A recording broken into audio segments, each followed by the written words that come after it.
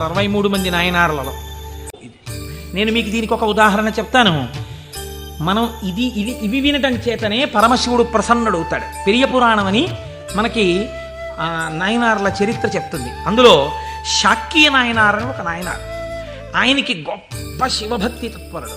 కానీ ఆయన ఉన్నటువంటి రోజులు ఎటువంటివంటే శివుడి గురించి మాట్లాడడం కానీ, శివ అన్న నామం చెప్పడం కానీ, శివార్చన చెయ్యడం కానీ కుదరనటువంటి భయంకరమైన పరిస్థితులలో ఆనాటి రోజులున్నాయి.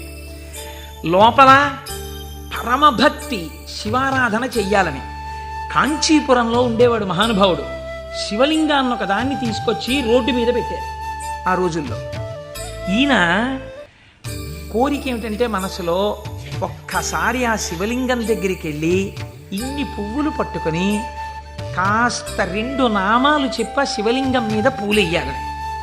ఆ రోజుల్లో పరిస్థితి ఏమిటంటే శివలింగం మీద పూలు ఎవడైనా వేశాడో, శివుడికి నమస్కరించాడో ప్రళయమే. కాబట్టి ఇప్పుడు ఎలా శివ పూజ చేయడం? ఆయన ఏమించుకున్నాడంటే మార్గం, శివార్చన చేయని వాడిలా పైకి కనపడాలి, లోపల శివార్చన చేస్తున్న కోరికకి తీరాలి. అందుకని ఆయన అటుగా వెడుతూ రోజు అన్నం తినే ముందు కళ్ళంబట నీళ్లు పెట్టుకుని, శివ నీ పూజ చెయ్యకుండా ఎలా తిననయ్యా అన్నమని ఆ రోడ్డు మీద ఉన్న శివలింగం దగ్గరికి వెళ్ళి శివుడివా నువ్వు శివుడివా అనో రాయి తీయడం.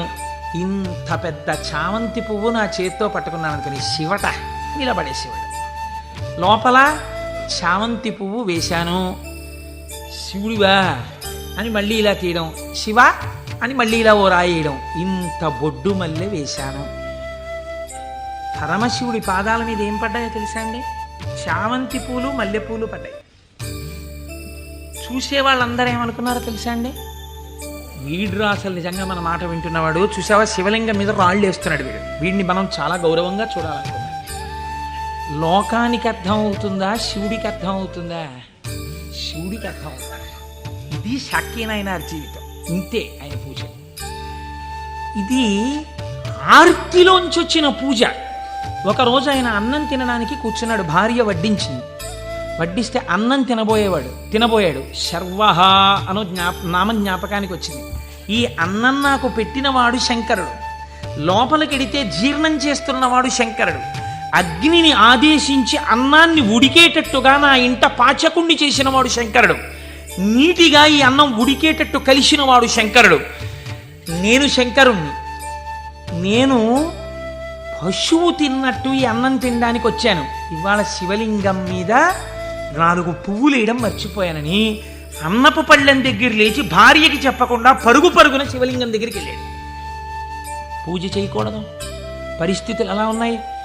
నిలబడి 4 రాళ్ళు తీసి శివుడివా అని మళ్ళీ వేశాడు. వేస్తూ ఇంతకన్నా చెయ్యలేకపోతున్నానయ్యా అని కన్నుల నీరు కార్చాడు. వెంటనే ఈశ్వరుడు ఆయనకి నటరాజమూర్తిగా సాక్షాత్కరించి తనలోకి కలిపేసుకున్నాడు.